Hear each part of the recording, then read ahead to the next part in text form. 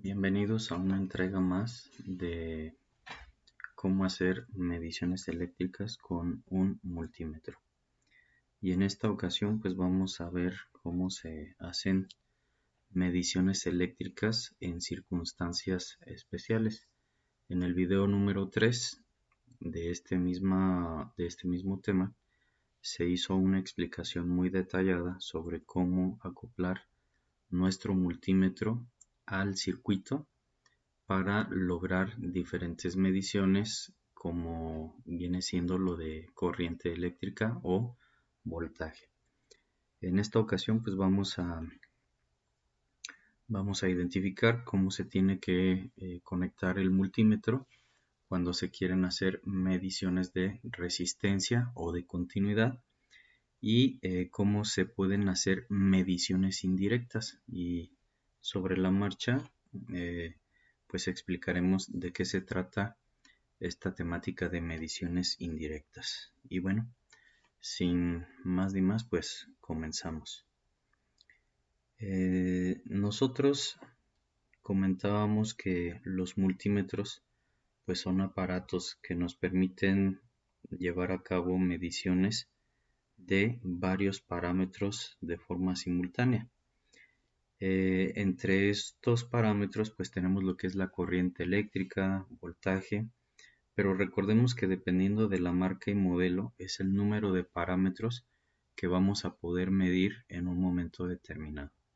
Y pues bueno, ¿qué tal si llegáramos a tener la necesidad de medir una resistencia eléctrica o continuidad? Bueno, para medir resistencia eléctrica, primero que nada, pues es importante que consideren que la parte del circuito que vaya a ser sujeta a medición debe de estar completamente desenergizado, sea resistencia o sea continuidad lo que se vaya a medir, tiene que estar desenergizado.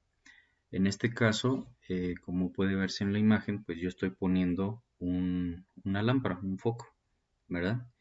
Y lo que vamos a hacer es lo siguiente. Vamos a tomar nuestro multímetro y vamos a colocar la perilla en la región que corresponda a mediciones de resistencia. Recuerden que esa región para medir resistencia es la que tiene la letra omega, es el símbolo que le corresponde. Una vez que nosotros tenemos la perilla selectora en la región adecuada y en el valor adecuado, pues podemos conectar lo que vienen siendo las ondas para la medición de la resistencia. Y bueno, en este caso,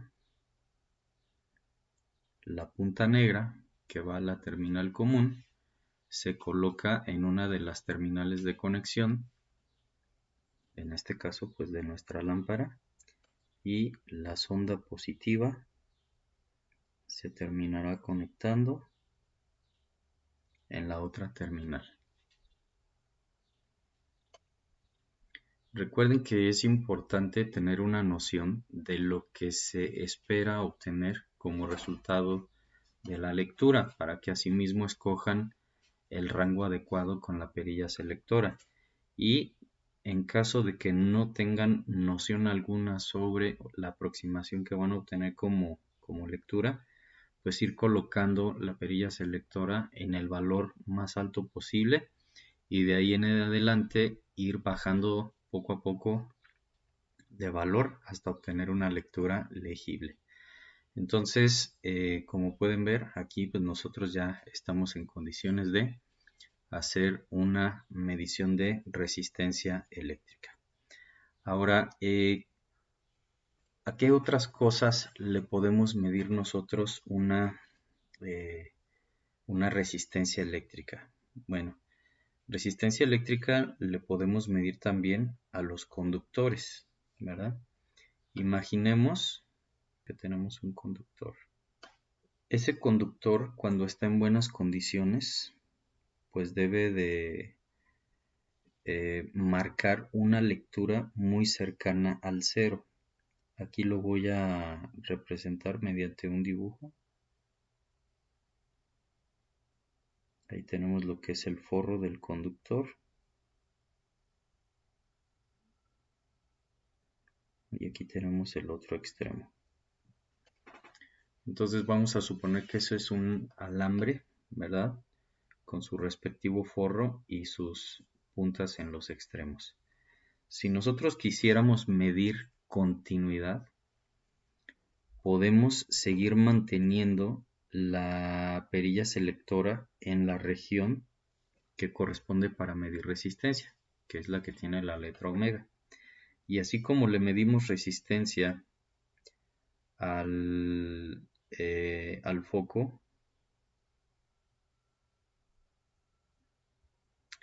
de igual manera podemos medirle la resistencia a nuestro conductor. Y bueno, para esto pues ya saben, tomamos una de las puntas, la colocamos en un extremo del conductor y terminamos conectando la sonda roja en el otro extremo. Bien, cuando nosotros le medimos resistencia a un conductor eléctrico, repito, llámese alambre o llámese cable, ¿qué es lo que debemos de obtener como lectura? Bueno, como lectura nosotros debemos de obtener como resultado un 0. Depende de la calidad del material de nuestro conductor o en algunas ocasiones dependiendo de la longitud, ¿por qué no? También influye. Puede ser que no obtengamos esa lectura de 0 exacto, pero sí debemos de obtener valores muy cercanos al 0, como 0.5, incluso 1 ohm o algo así por el estilo. Repito, dependiendo del tipo de material o la longitud del mismo. El chiste es que deben de ser valores, como les decía, muy cercanos al 0. Y esta es una forma de medir la resistencia o continuidad a los conductores eléctricos. ¿De qué otra manera se puede medir la continuidad a los conductores eléctricos? Bueno, otra forma de hacerlo es colocando la perilla selectora en una posición cuyos símbolos pueden ser los siguientes.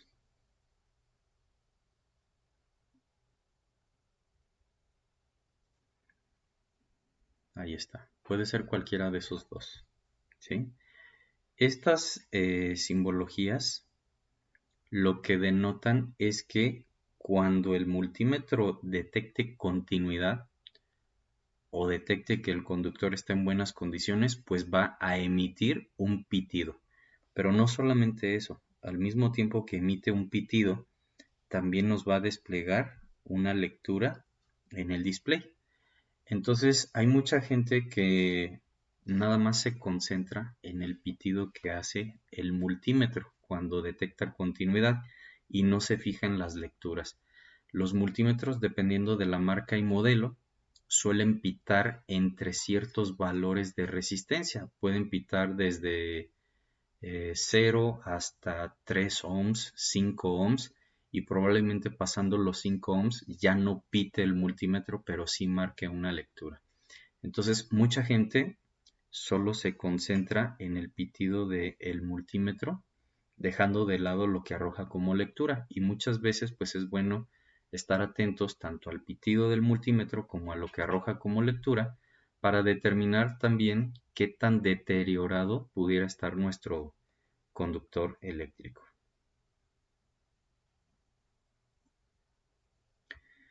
Bien, entonces esto sería referente a lo que son las mediciones de resistencias eléctricas o mediciones de continuidad para lo que viene siendo los conductores eléctricos como los cables o los alambres.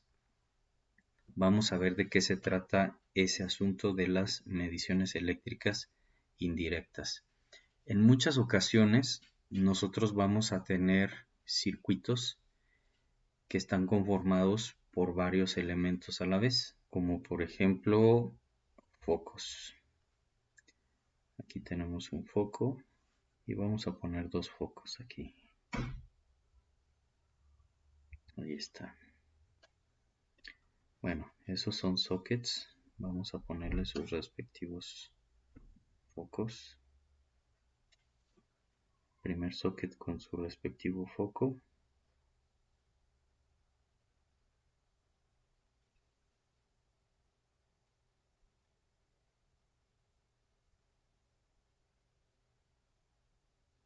Bien, ahí tenemos ya nuestros dos focos y vamos a suponer que por ahí contamos con una fuente de voltaje. Recuerden que la fuente de voltaje pues tiene dos terminales, ¿verdad? Lo que viene siendo una fase y un neutro. Entonces, para que funcionen estas dos lámparas, nosotros pues tendríamos que estar necesitando un interruptor.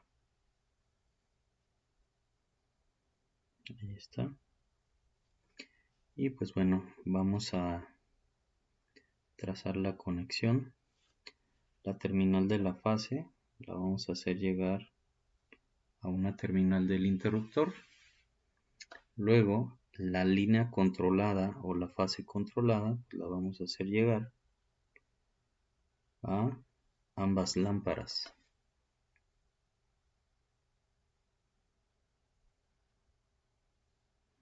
Y finalmente, con color negro, conectamos lo que vienen siendo las terminales del neutro. Ahí está. Bien, ¿qué pasaría si nosotros colocáramos nuestro multímetro en esta parte, en este conductor?